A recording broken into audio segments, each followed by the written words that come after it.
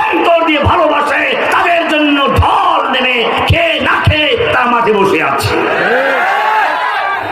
আমাদেরকে অপমান করার চেষ্টা করেছে, আমার উপর অত্যাচার করেছে সবচেয়ে বেশি। দীর্ঘ 11 বছর 16 দিন পর্যন্ত আমি কারাগারে ছিলাম। আমাকে বেড়ি লাগিয়ে রাখা হয়েছে কারাগারের ভিতরে। 7 মাস পর্যন্ত মোটা মোটা ডান্ডা বেরি পরিয়ে, হাতে হ্যান্ডকাপ লাগিয়ে, মাথায় হেলমেট পরিয়ে, বুকে বুলেট প্রুফ জ্যাকেট লাগিয়ে তারপরে কারাগারে রাখা হতো। আবার কোর্টে তো আপনারা দেখেছেন এত অত্যাচার করেছে। কিন্তু আমি আপনাদের বলতে চাই, সেই সময়গুলোতেও দেখেছি